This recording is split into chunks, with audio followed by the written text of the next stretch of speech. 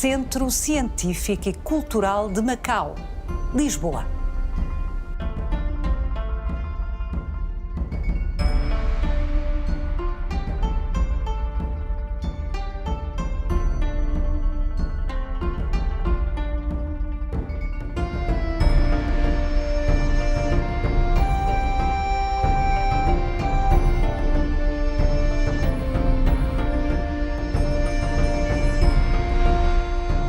A existência da China era conhecida há séculos na Europa, quando em 1513 portugueses aportaram pela primeira vez naquele território.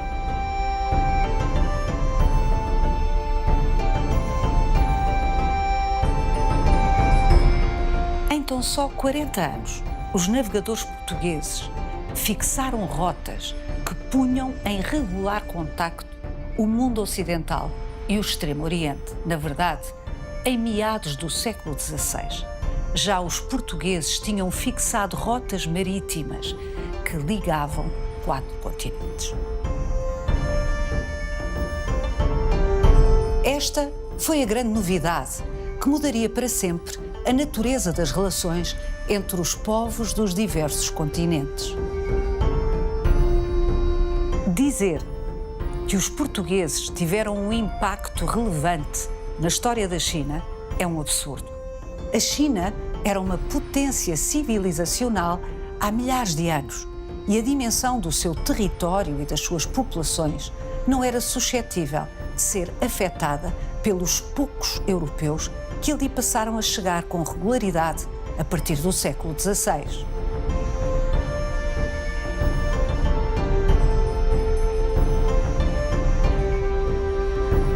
Mas aprenderam uns com os outros. Os chineses fascinaram-se, por exemplo, com a matemática e a astronomia dos europeus.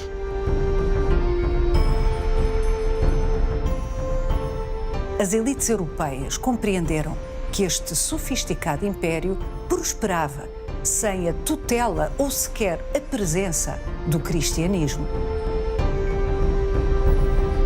E com o tempo, isso teve consequências na história ocidental.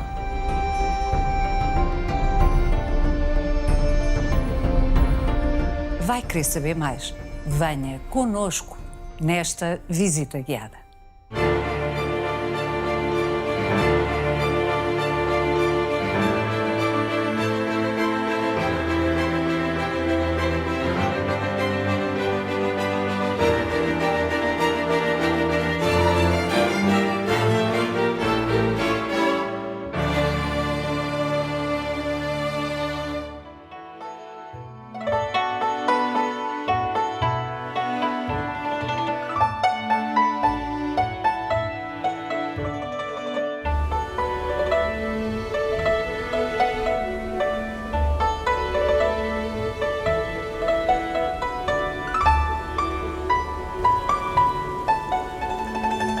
Ana Cristina Alves, este pequeno jardim que recebe os visitantes aqui no Centro Científico e Cultural de Macau é uma introdução à espiritualidade chinesa.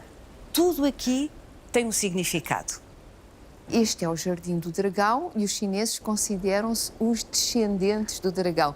Todos, à exceção das etnias do sul, que são descendentes de um cão, mas isso é outra história. De um cão? De um cão, Panhu, Panhu. Mas é outra história que eu contarei. O dragão e o cão, no contexto da cultura chinesa, têm o estatuto de tótem, não é? Exatamente. De figura tutelar, o animal que define, que caracteriza de alguma forma o espírito do povo, é isso? E que espírito é esse? É o espírito de dar sentido a tudo. Dar um sentido inteligente a toda a natureza que nos rodeia. E, portanto, nós, como parte da natureza, estamos todos interligados e tudo neste jardim tem um significado, tudo neste jardim é simbólico.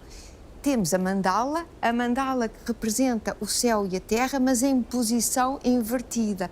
Significa que temos ali, da parte de fora, a terra, da parte de dentro, o céu. Há uma inversão de forças porque tudo o que é senso comum não nos leva à espiritualidade.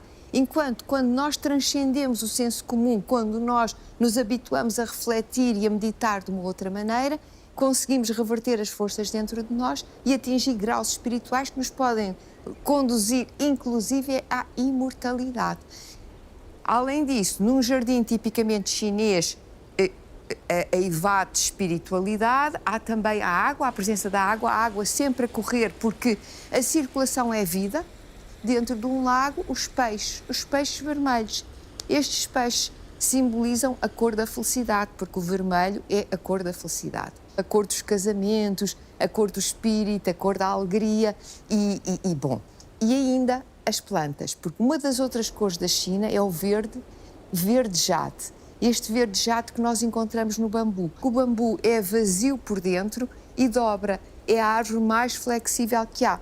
Em grandes tempestades, em tufões, ela dobra sem quebrar.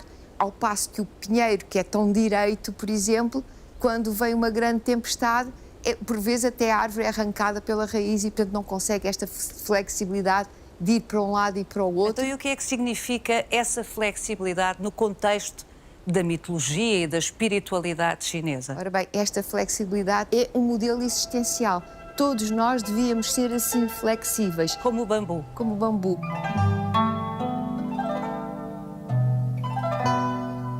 Um outro aspecto que eu gostava de salientar deste jardim é o encontro civilizacional. E aqui está a presença de Portugal em Macau através da calçada, do pavimento, que é um dos nossos grandes símbolos. Podemos ler de duas maneiras. Uma, as ondas dos mares que nos levaram até Macau.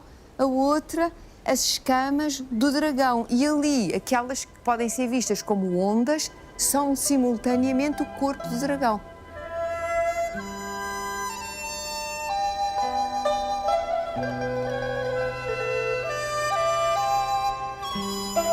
O dragão, que tem esta presença totémica, como disse muito bem, porque o primeiro imperador Fuxi era meio dragão, meio humano. E daí, segundo a mitologia chinesa. Mitologia, claro. Muito bem. E daí descendem todos os chineses. E, portanto, este jardim e este centro pretendem ser um hino à memória das relações entre Portugal e a China através de Macau.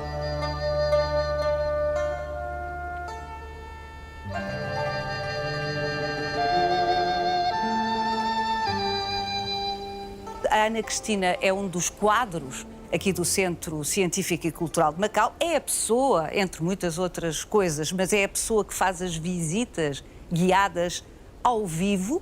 Portanto, quem nos está a ver e quiser vir aqui ao Centro Científico e Cultural de Macau vai encontrá-la para os guiar aqui no museu que já vamos conhecer. Mas há um dado a que não aludi ainda e que é bastante relevante nesta nossa conversa. A Ana Cristina viveu na China, fala mandarim, portanto, se alguém está capacitado para falar de um ponto de vista da experiência sobre as diferenças fundamentais na maneira de olhar para o mundo entre os europeus e os chineses, é a Ana Cristina. A mundividência oriental chinesa e a mundividência ocidental europeia portuguesa são muito diferentes. Eles descendem de um dragão, nós descendemos de humanos mitológicos, como, por exemplo, Ulisses. Portanto, isto significa já que eles têm uma perspectiva ecológica da existência interligada, em que os animais e os humanos estão ao mesmo nível e se misturam, e nós descendemos de humanos. A nossa posição no mundo é uma posição individualista. A posição chinesa é mais coletivista, não tão coletivista como os japoneses, mas mais coletivista, mais privilegiando a comunidade. Nós privilegiamos a razão e a crítica. Eles privilegiam a harmonia. Os governantes deviam saber fazer poesia. Nós nunca pedimos aos nossos governantes que fossem poetas, embora tivéssemos tido Dom Dinis. Mas não, a poesia não era um requisito essencial para governantes. Bom, deixe-me só fazer um parênteses. Olhando para a China do século XXI, também não me parece que hoje fazer poesia seja um dos quesitos para ser líder na China. Interessante dizer isso, porque eu vou ter que argumentar. Eu, na minha tradição ocidental e crítica, terei que argumentar consigo, porque Mao Tse-tung, que chega ao poder à China em 1949, ele fazia poesia.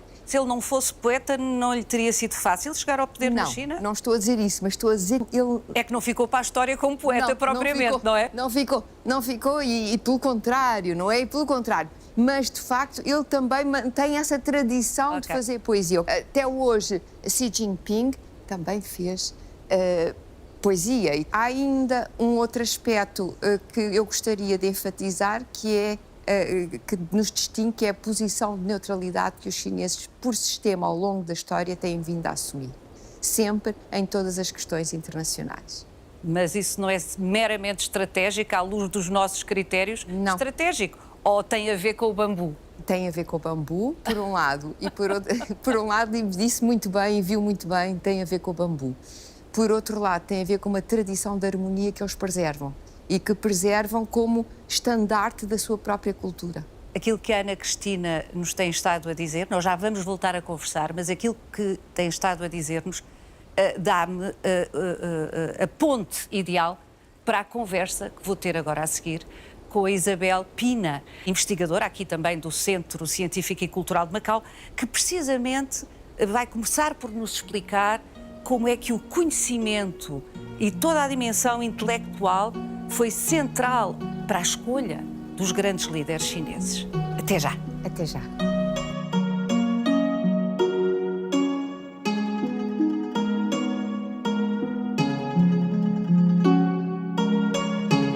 Isabel Pina, venho encontrá-la aqui junto de um mandarim.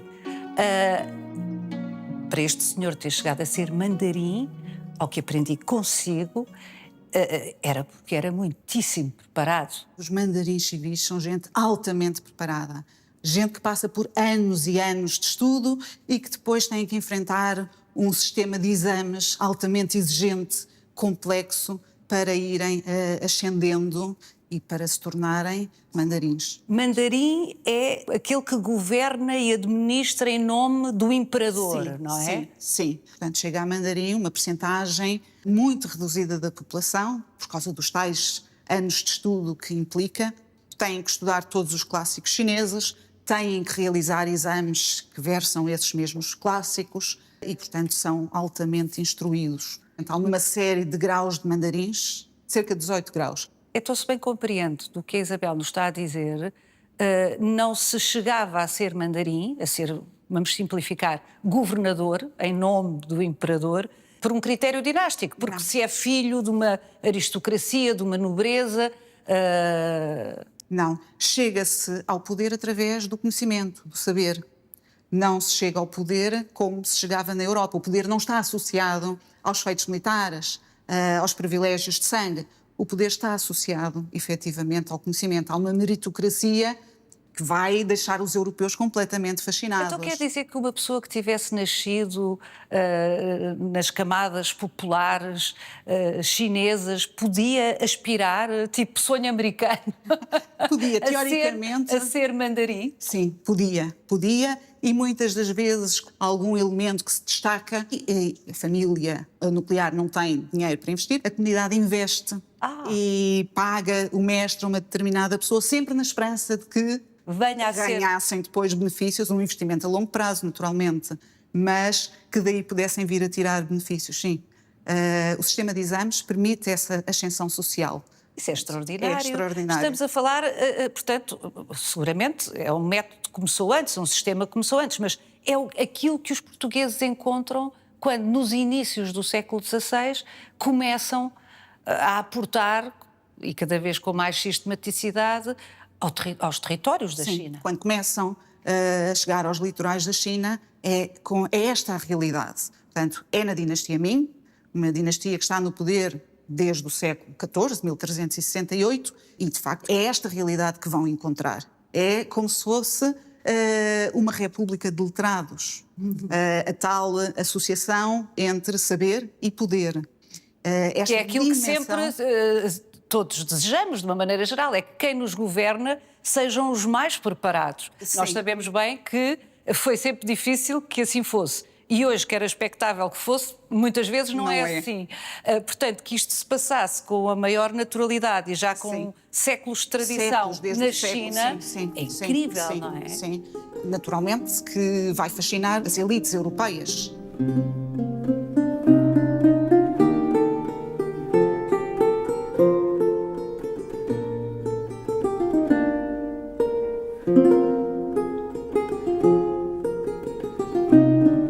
Esse amor à literacia, ao conhecimento, não se estendia à maioria da população. Não. Pese embora os europeus fiquem também perplexos com a quantidade de gente que lê. Aliás, na dinastia Ming cultiva-se muito esta imagem de um império em que todos leem. Há imagens de agricultores com livros debaixo dos braços, portanto, obviamente que é uma imagem exagerada, idealizada, mas claro. É um império onde a escrita, onde a leitura tem uma extraordinária importância, e os europeus também vão encontrar bibliotecas enormes, como vão encontrar um mundo em que se publicava muito, era barato publicar, podia-se publicar sobre os mais variados assuntos, e contrasta com a situação, sobretudo aqui na Península Ibérica, de censura, da Inquisição. Portanto, na China é uma outra realidade, inclusive radicalmente oposta quase, sim. Não é? E nesse contexto, onde ficam os guerreiros? Os guerreiros têm uma imagem muito negativa durante a dinastia Ming. É uma imagem que vem, na realidade, desde o século X, com a dinastia Song, em que há essa inversão entre os letrados e os guerreiros. Começa a imagem dos letrados a ser muito superior.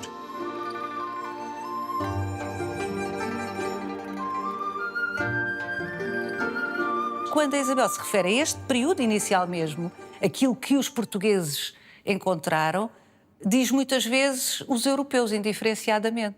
Porquê? O primeiro europeu que encontramos neste período é o Jorge Álvares, em 1513, que aporta nos litorais da China, mas aporta a bordo de juncos chineses, em parceria com chineses.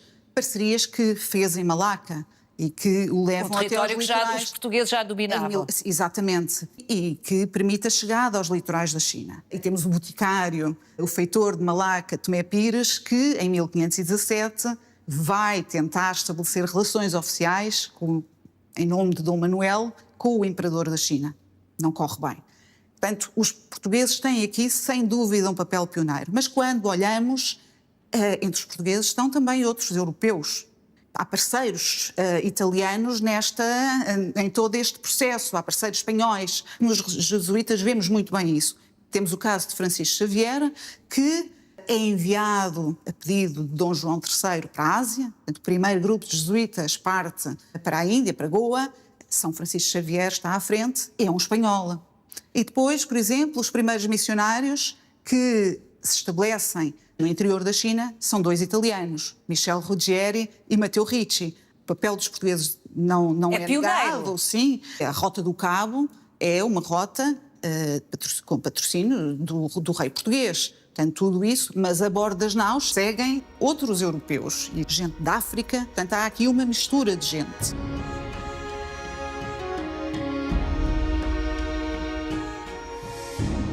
Durante muito tempo ensinou-se que Portugal, no século XVI, era a potência mundial, porque dominava o Atlântico. Conseguiu dominar o Oceano Atlântico, dificílimo de navegar. Portugal tem um papel pioneiro neste domínio das rotas do Atlântico, até à passagem pelo Cabo das Tormentas, da Boa Esperança. Mas Portugal não era a potência dominante e isso tem raízes num eurocentrismo que marca a nossa historiografia, claro. A nossa historiografia europeia, naturalmente. Nem Portugal era uma potência mundial, nem a Europa era o centro do mundo. O centro do mundo, na realidade... no século XVI. Século XVI. O centro do mundo, e desde logo ao nível económico e demográfico, o centro do mundo é a Ásia. E a Ásia temos dois núcleos. Temos a Índia e temos a China. Sendo a China, como já falámos, um império centralizado, altamente burocrático, com uma antiguidade imensa, a primeira unificação do Estado chinês em 221 a.C. Extraordinário. Com o imperador Qin Shi Huangdi, que mandou fazer os guerreiros de terracota. Portanto, aquele exército fenomenal. Há esta antiguidade, não há como competir com a China. A China tem uma dimensão demográfica e um desenvolvimento urbano que desde o século XIII, portanto, muito antes da chegada dos portugueses, deixa os viajantes, os mercadores, os missionários europeus que ali chegam absolutamente estupefactos. Há cidades como Hangzhou, Suzhou, que têm 1 milhão de habitantes. Isto, comparado com a Europa, é algo... É Nunca outra visto, dimensão. nunca visto. É outra dimensão.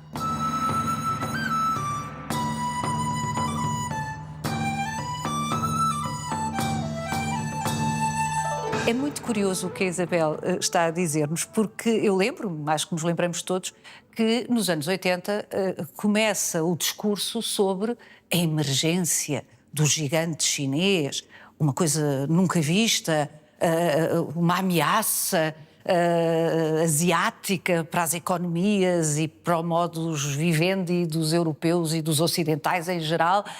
Mas, visivelmente, não é uma novidade, não é? Não é uma novidade de todo. Não há uma emergência, eu diria que há uma reemergência. O que se passou é que, no século XIX, temos um período de crise na China. Um período de crise que tem a ver com as relações externas, com questões externas, nomeadamente a pressão cada vez mais forte dos europeus, com a Grã-Bretanha à cabeça. E o problema é que os europeus compram à China 6 vezes mais do que aquilo que vendem. Portanto, há um déficit enorme na balança comercial. E o consumo do ópio, que já era anterior aos ingleses, vai ser altamente fomentado. Os ingleses trazem da Índia o ópio e vão conseguir que este se torne o principal produto e vão conseguir que... Produto importado pela China. Portanto, conseguem inverter a balança comercial através do ópio. De forma que, a partir de determinada altura, estão a vender mais do que aquilo que compram.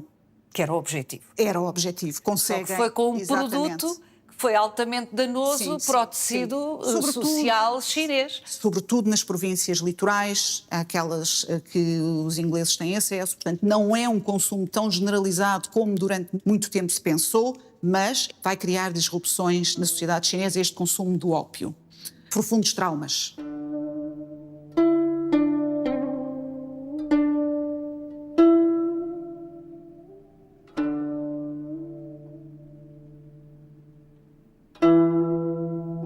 É neste contexto das guerras do ópio e dos tratados desiguais que a dinastia Qing vai ser obrigada a assinar que vemos nascer Hong Kong como território dos ingleses. Portanto, uma situação muito diferente daquela que aconteceu com Macau. Nós já vamos falar de Macau, mas é muito interessante que termos essa sua ideia, antes ainda de falarmos de Macau, porque de facto são histórias diferentes que talvez expliquem a relação diferente que a China de hoje tem com um território e com o outro. Exatamente. Com Hong Kong e com Macau, já lá vamos.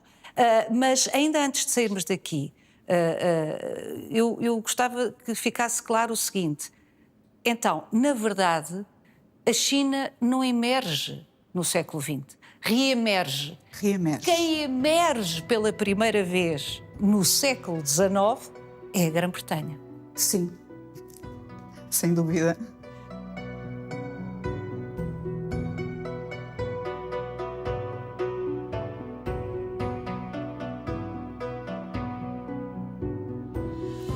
Quando os portugueses aportaram na China pela primeira vez em 1513, que conhecimento circulava na Europa sobre a China? Vamos começar por Lisboa, que é representativa daquilo que se sabia sobre a China.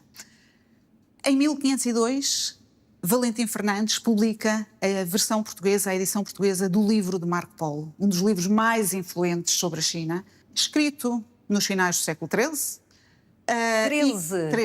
1298, 99, portanto, em finais do século XIII, quando se estava numa dinastia diferente daquela que estamos no século XVI. Na China. Na China, a dinastia Yuan. Marco Polo, quando regressa, relata o que viu na Grande China. E este livro, rapidamente, um best-seller. Este livro que é entendido essencialmente como um livro de maravilhas, porque aquilo que nele está escrito deixa todos perplexos. Este livro vai, durante muito tempo, circular apenas em manuscrito e conhecem cerca de 140 versões manuscritas da obra. Não se identificou a versão original. E a obra, na realidade, só é impressa já no século XV, em 1487. Em Lisboa, em 1502, é impressa a versão portuguesa. Portanto, esta é a primeira grande síntese informativa sobre a Ásia feita por um europeu que teve experiência na China. E isso significa que o conhecimento que circula na Europa, nomeadamente em Lisboa, em Portugal, o conhecimento que circula sobre a China no início do século XVI, no momento em que os portugueses estão a chegar aos litorais da Ásia Oriental, aos litorais da China, esse conhecimento está desatualizado, é muito genérico, tem uma série de falhas.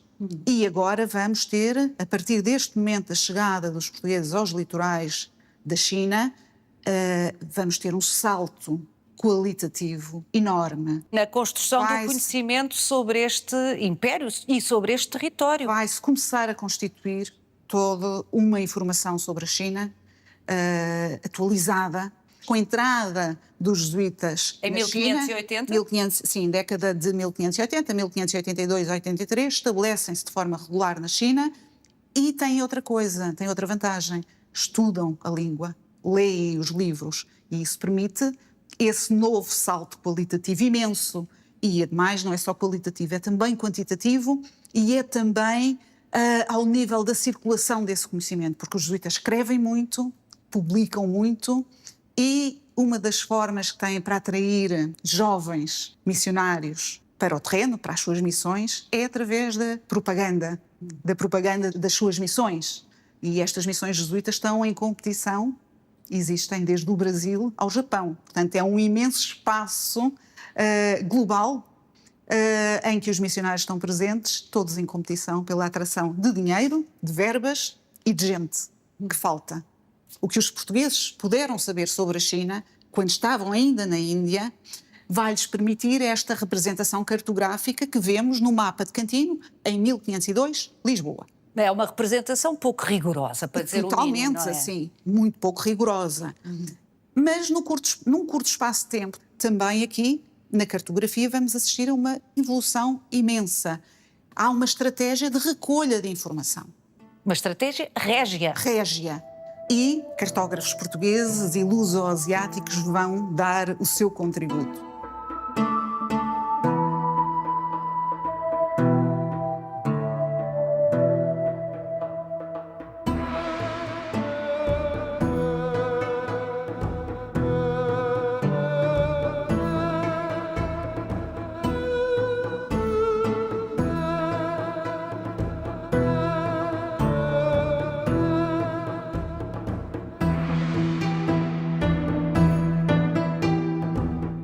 Representação fantástica, Isabel. Era a chamada nau do trato. Era o navio que permitia fazer os negócios da China. Literalmente. Literalmente os negócios da China. É daqui que vem a expressão negócios da China.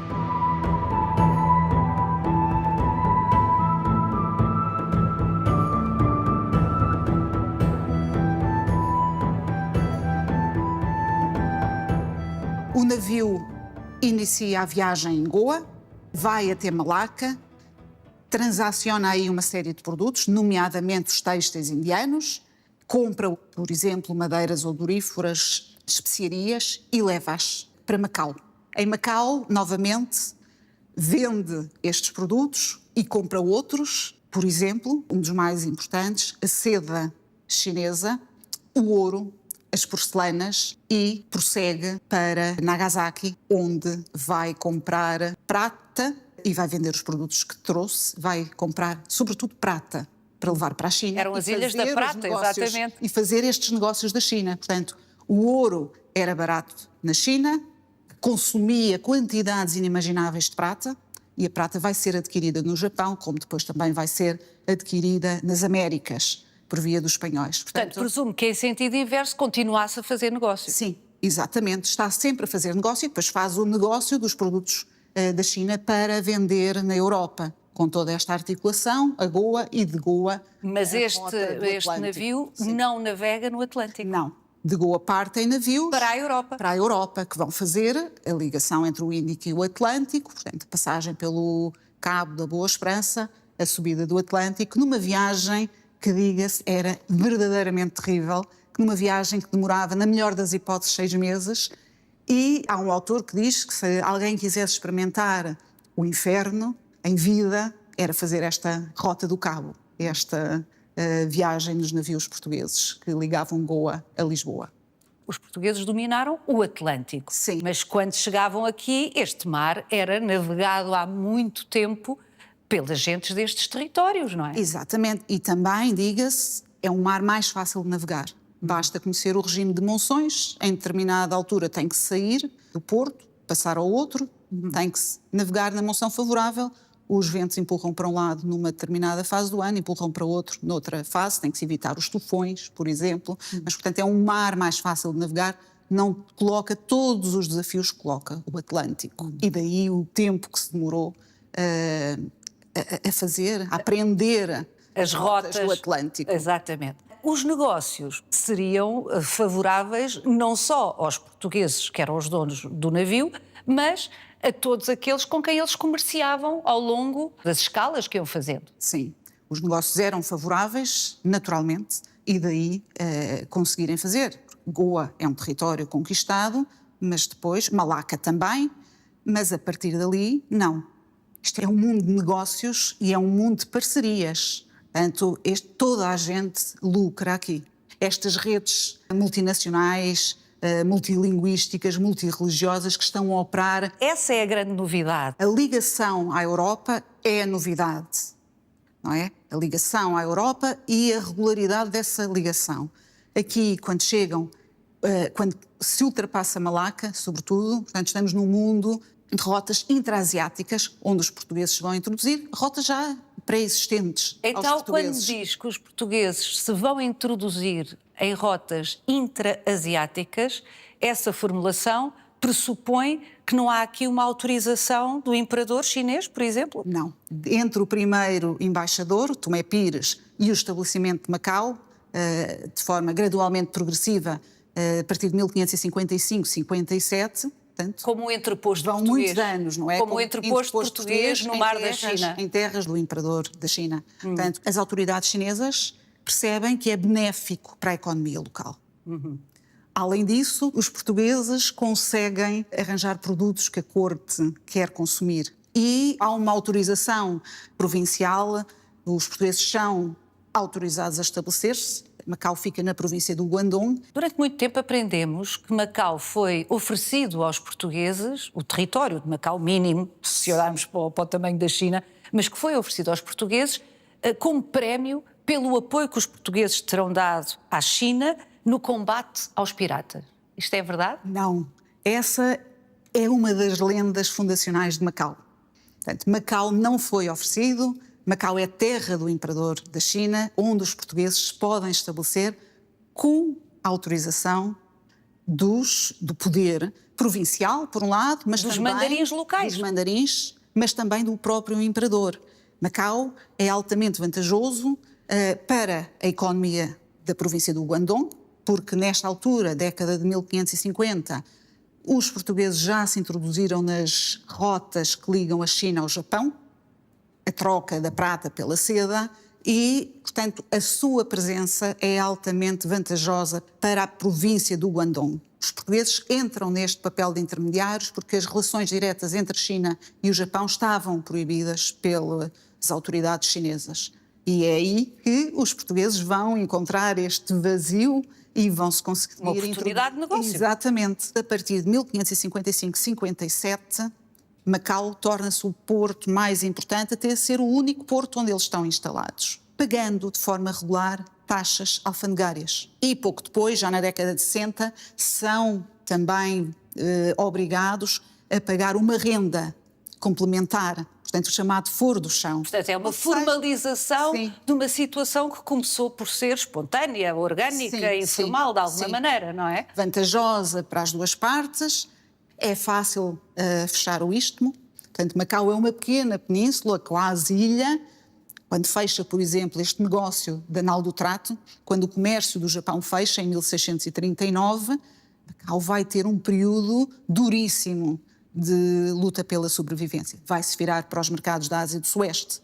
como depois, mais tarde, vai-se virar para o Os jogo. comerciantes sempre arranjam Sempre, maneira, exatamente. sempre sejam portugueses ou de outra nacionalidade, de sobreviver, não é? Exatamente. De ver quais são as oportunidades. Fechou daqui, vamos ver o que é que abre do ali. outro lado. Exatamente. E, portanto, mas o facto é que a presença portuguesa nessa pequena península chinesa foi até 1999, Exato. o que é espantoso.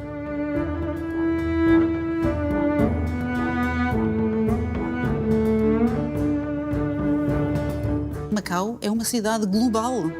É verdadeiramente uma cidade global onde se cruzam gentes das 4 partes do mundo. Portanto, gente da Ásia, obviamente, gente de Portugal e da Europa, no sentido mais geral, gente da África e gente das Américas, do continente americano. Portanto, há aqui um cruzamento de gentes e de produtos também dessas 4 partes do mundo. Por exemplo, o tabaco está a ser transportado do Brasil até à China e até ao Japão.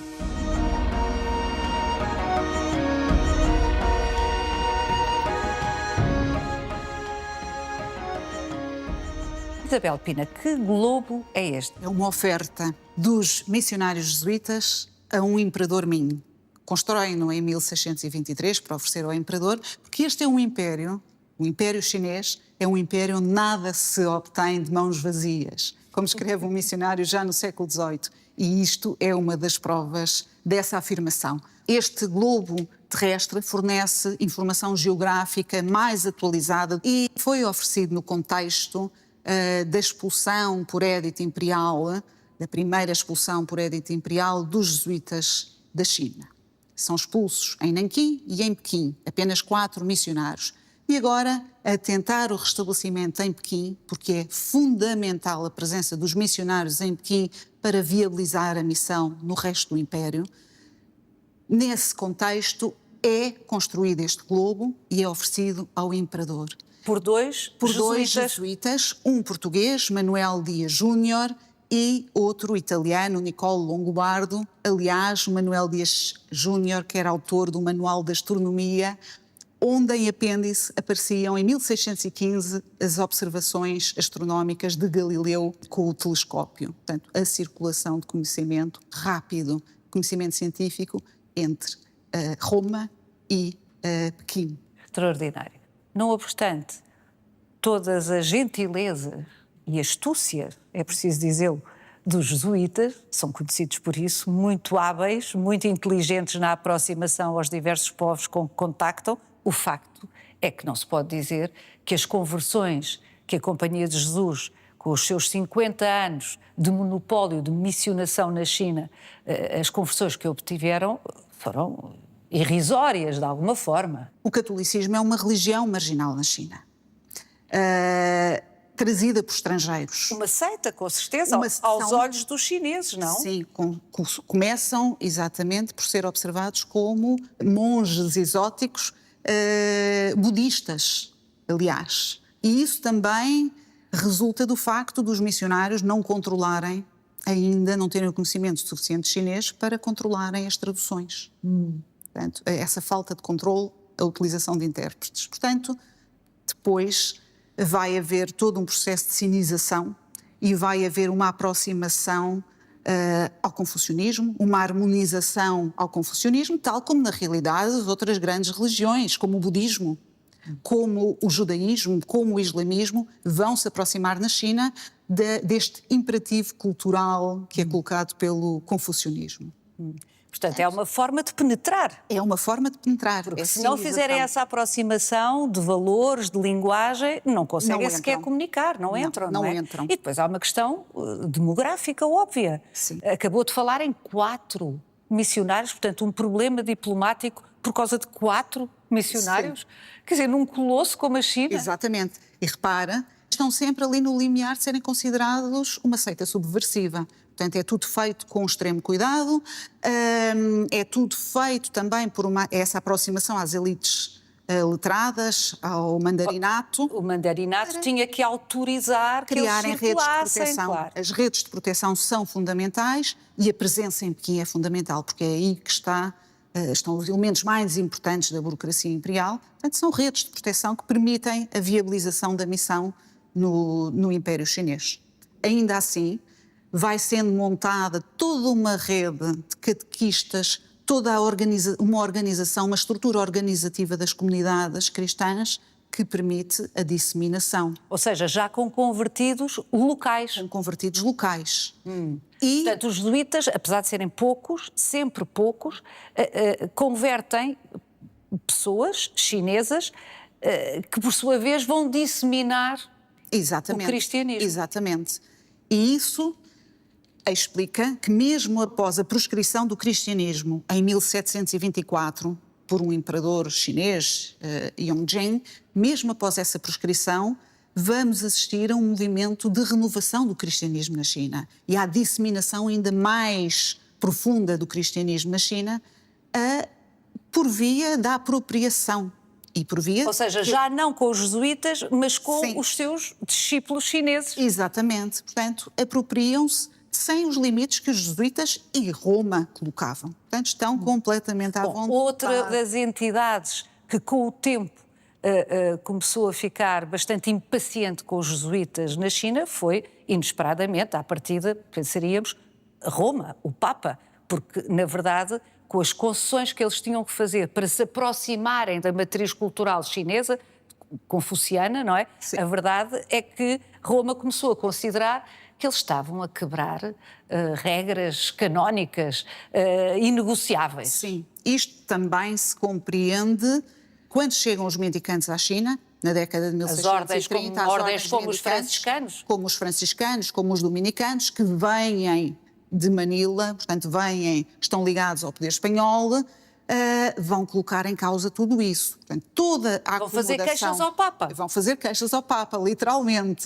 Portanto, há aqui um jogo, uma competição entre estas ordens e depois toda a crítica. Quer dizer, os jesuítas começam a incomodar também na Europa e todo este processo tem que ser lido nesta escala, sim. Não é só na China, é na Europa que se joga isto. Também temos esta controvérsia na Índia, mas esta situação vai se complicando no século XVIII e aí temos os jesuítas a serem expulsos, à exceção daqueles que têm utilidade para o imperador. E temos os jesuítas no Departamento de Astronomia e os jesuítas nas oficinas de artes aplicadas na Cidade Proibida, que são autorizados a ficar. Tudo aquilo que tem a ver com religião é afastado. Só os conhecimentos científicos, tecnológicos, artísticos dos jesuítas interessam neste momento e é por essa via que eles continuam no Império Chinês, confinados a Pequim.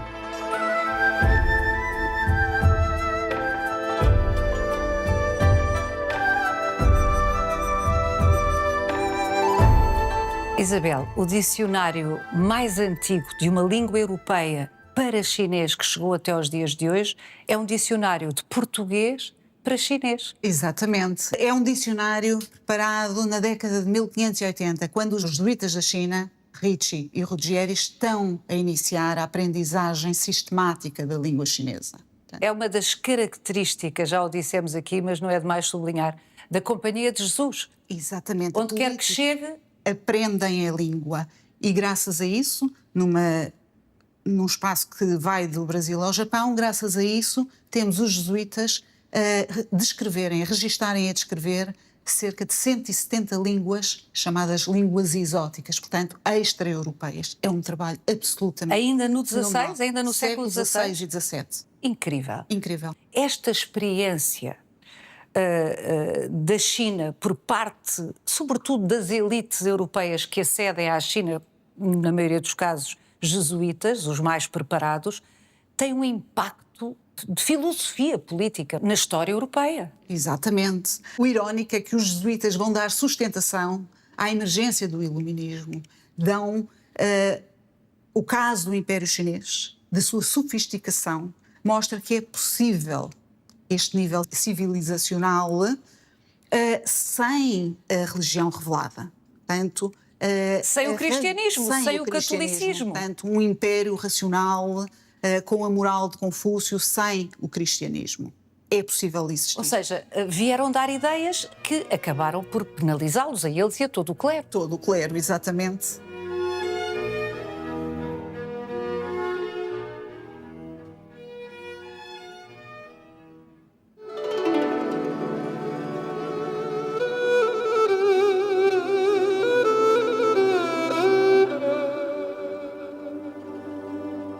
Carmen Amado Mendes, olá. O Centro Científico e Cultural de Macau foi inaugurado em novembro de 1999 e a administração foi entregue, ou devolvida mais propriamente, à China em 1999, dezembro, um mês depois. Obviamente que esta cronologia não é por acaso. Não, claro, porque a criação deste centro foi iniciativa do último governador de Macau. À saída, resolveu garantir esta ponte com Macau, é isto? Sim, e foi muito bem conseguido porque juntou-se aqui no mesmo espaço um museu, biblioteca e investigação, numa altura em que os estudos asiáticos eram praticamente inexistentes em Portugal. É fantástico porque esta biblioteca impôs como uma biblioteca de referência em estudos asiáticos e vocês recebem muitos investigadores? Imensos, sim. Eu diria que não há em Portugal quem trabalhe estudos asiáticos que não passe uma vez na vida, pelo menos por aqui. E é uma casa cheia de jovens, nós temos neste momento 30 doutorandos a trabalhar connosco, participam nas nossas conferências e eventos de estudos asiáticos e muita colaboração com investigadores estrangeiros também. Isso é fundamental, porque de facto é um capital de relação que era uma pena perder-se e de facto este centro é uma âncora. Dão formação aqui também. Sim, damos aulas de mandarim, cursos sobre a China, caligrafia. Caligrafia? Deve ser dificílimo, mas muito interessante. Estudar chinês já é difícil, mas caligrafia consegue ser um bocadinho mais. Arte chinesa, música, história e também cursos sobre o Macau. Até temos um curso sobre patuá. Patuá? O crioulo de Macau. E editam livros. Sim. Isso é muito importante. Temos várias coleções porque o nosso objetivo é transmitir à sociedade portuguesa, não apenas aos especialistas, mas ao público em geral, transmitir conhecimento sobre a Ásia. É essa a missão do Centro Científico e Cultural de Macau. Eu agradeço-lhe imenso esta brevíssima conversa, Carmen, e vou agora terminar esta visita guiada com a Ana Cristina Alves, que está à minha espera junto de uma peça muito especial que dá exatamente conta da antiguidade da civilização chinesa. Muito obrigada.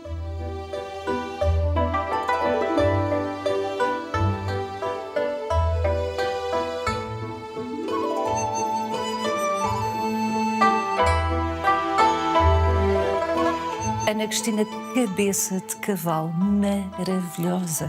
Que peça linda! É uma terracota da dinastia Han, portanto, 300 anos antes de Cristo, e vai de 300 anos antes de Cristo até 300 anos depois de Cristo.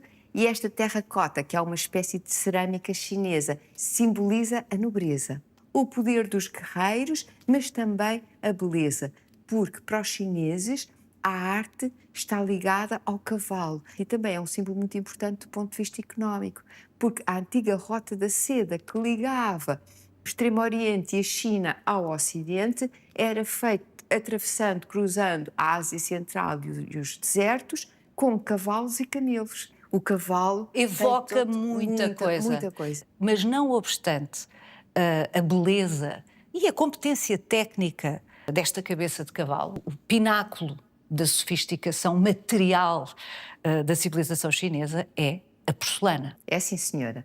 De resto, a porcelana é um segredo tão bem guardado na China. A porcelana foi inventada durante a dinastia Tang, portanto estamos aqui na dinastia Han. A dinastia Tang vai entre o século VII e o século X. A porcelana é inventada e é um segredo tão bem guardado na corte imperial que se alguém o revelar, fica sem cabeça. Quer dizer, é pena de morte pela certa. Venha daí, vamos para junto das peças de porcelana. Vou segui-la.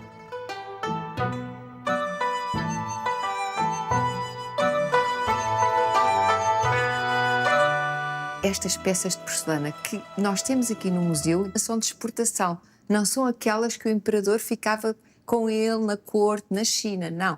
Estas vêm para o Ocidente e, portanto, não há aquela preocupação de serem tão cuidadas como se fossem para o imperador. No entanto, se nós compararmos este prato de faiança do século XVII, em que os portugueses tentam copiar e imitar a porcelana ao estilo chinês com uma verdadeira porcelana que nos vem da China, nesta porcelana no mesmo século XVII. No mesmo século XVII, exatamente, vê a diferença. Por um lado o barro é diferente, por outro lado o modo de o trabalhar também é diferente. Vai ao forno a altas temperaturas, 1300 graus centígrados, o que significa que fica com um aspecto translúcido. Tão fino e tão translúcido. E, portanto, nós temos aqui um prato rendilhado de porcelana e um prato de faiança. É de facto uma demonstração da sofisticação técnica e depois quando vemos algumas destas peças de vários séculos, de uma sofisticação plástica. Imensa.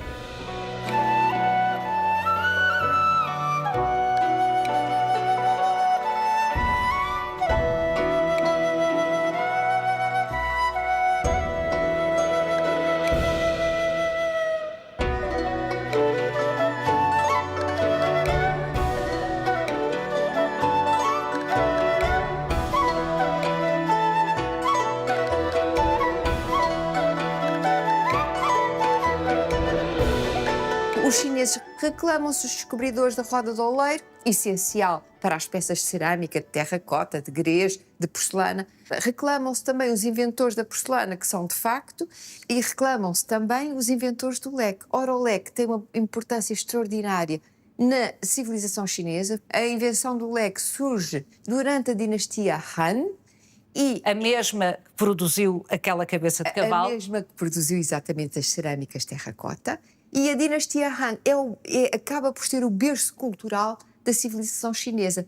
Frei Gaspar da Cruz, um dominicano, que entra na China em finais do século XVI, pouco depois dos portugueses estarem estabelecidos em Macau. E é dele que é o primeiro tratado sobre a China que nós temos, publicado em 1569, e ele é um frei dominicano que não consegue o seu objetivo, que é missionar na China. Ainda assim, ele vai-nos transmitir este Tratado das Coisas da China, em que um dos aspectos da civilização chinesa que mais impressiona Frei Gaspar da Cruz é a porcelana, a par da paz. É o modo como os chineses se governam.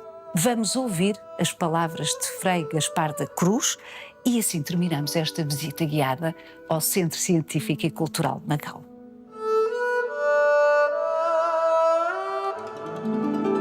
Deve-se aqui denotar com quanto tento e consideração é o governo desta terra, quanta diligência está posta para se conservar em paz, cortando as ocasiões que pode haver de alevantamentos. Daqui vem haver muito número de anos que a China se sustenta e governa segura em si e em paz, sem guerras intestinas.